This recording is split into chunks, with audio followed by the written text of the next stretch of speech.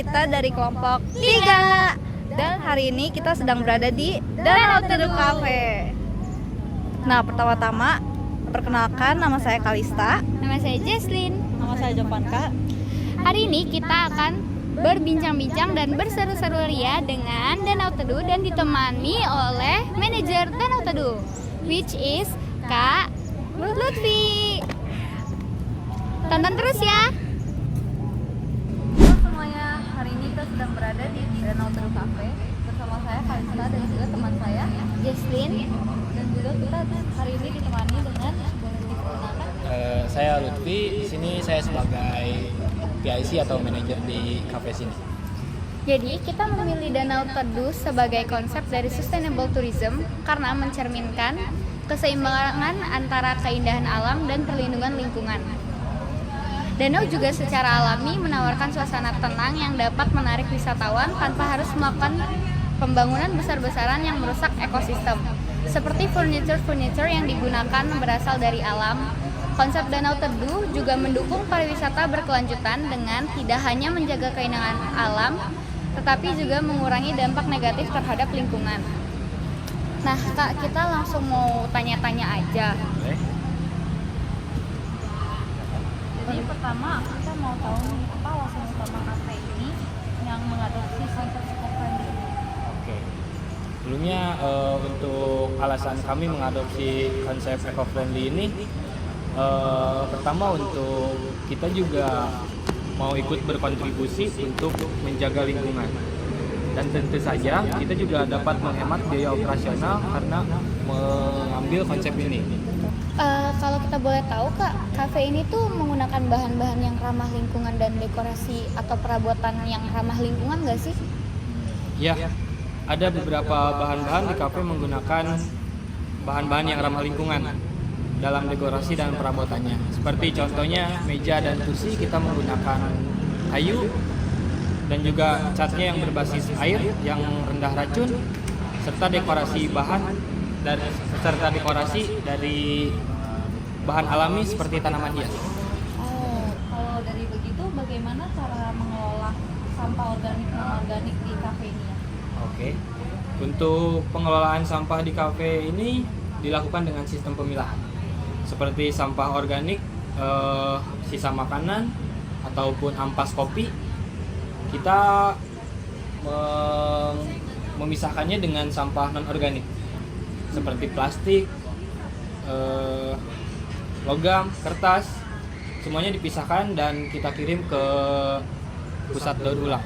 Untuk sampahnya kan udah terjawab, Kak. Ya. Gimana kalau kafe ini tuh menawarkan nggak sih insentif bagi pelanggan yang mendukung gerakan eco-friendly itu sendiri, seperti diskon jika membawa tumbler sendiri?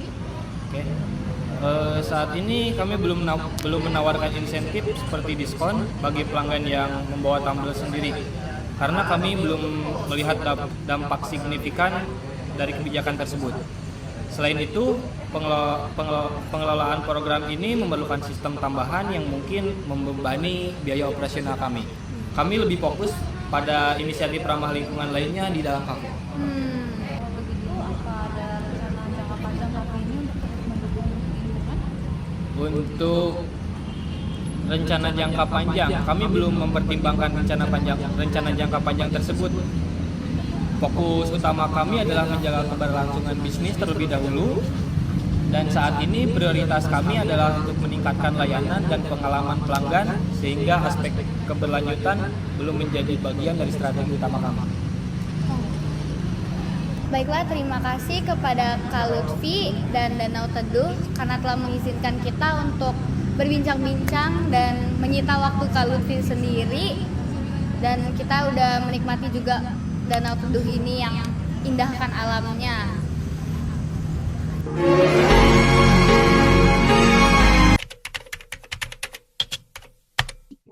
Nah, gimana nih Jo dan Kalista setelah melihat video wawancara kita ke Kak Lutfi sebagai perwakilan dari Danau Teduh Cafe? Kalau aku pribadi sih, jadi lebih banyak pengetahuan gitu sih, teman-teman. Kayak ternyata masih ada aja ya kafe yang nggak gitu banyak berubah ekosistem, tapi tetap bisa comfy, estetik, bahkan instagramable banget loh. Setuju banget, Jess. Kamu ingat gak waktu kita datang ke Danau Teduh Cafe? Desain interior mereka tuh bener-bener kayak bagus banget. Terus mereka pakai kayu dari pohon-pohon buat kursinya. Terus mereka juga pakai batu-batuan buat mejanya gitu. Keren banget gak sih kalau dilihat-lihat? Jadinya kafe mereka tuh beneran eye-catching. Terus bisa buat banyak warga lokal ataupun turis datang berkunjung ke. Apalagi makanannya enak banget. Terus saya juga sebelum di sini sih enak banget dijadiin tempat kunjung. Dan itu juga tempatnya nyaman banget, semuanya alam. Sampai di sini tuh nggak banyak buang listrik, kayak terangnya itu tuh udah dari mana langsung. Habis itu juga kafenya sepoi-sepoi, adem, jadi nggak perlu pakai lampu atau juga AC. Iya, kalian notice juga ya, dengan konsep danau teduh itu juga membantu agar gak banyak keluar biaya pembayaran tagihan listrik gitu loh. Kalau bisa bikin kamu pikiran Ya jawabannya udah jelas sih, Tak. Kamu lihat aja, mereka bahkan gak butuh AC atau kipas untuk menyejukkan udara. Banyak pohon-pohon yang memberikan udara sejuk. Oh iya, kalian ingat gak kalau Kak Lutfi itu bilang sampah di sini dipisah sesuai jenisnya. Jadi kalau organik ya dipisahin sama yang organik. Tapi kalau yang non organik itu sama non organik. Gila sih, keren banget. Mereka sangat aware sama lingkungan dan alam.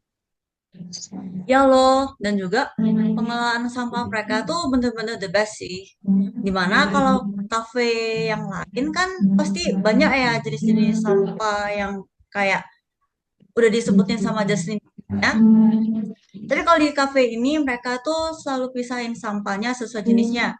Kayak misal ampas kopi sama baterai itu mereka dipisah sesuai kategorinya. Ampas kopi itu biasanya pasti terpisah sama bahan-bahan terurai lainnya. Dan juga kalau di baterai itu dipisah dan juga dicampurin sama bahan-bahan yang kayak kimia gitu. Pas kecil itu bahkan udah kayak membantu banget sama aku loh. Jadinya hewan-hewan yang berkeliaran di jalanan dan juga kita yang sebagai manusia yang hidup di lingkungan ini juga nggak kena dampak negatif dari sampah tersebut. Nah, jadi itulah beberapa hal yang telah kita bahas mengenai sustainable tourism. Semoga informasi ini bermanfaat dan dapat menambah wawasan bagi kita semua. Thank you. Thank you. A few moments later. Nah. Oh iya. Sini Tata. Langsung. Baiklah teman-teman. Cut yuk. Wait.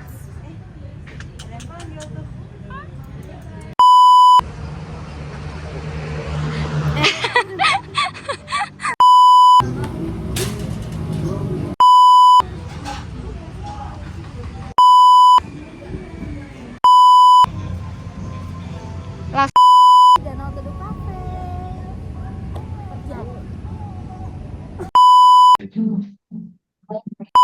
Mengenai pariwisata berkelanjutan. Hah? Urban tourism gak sih?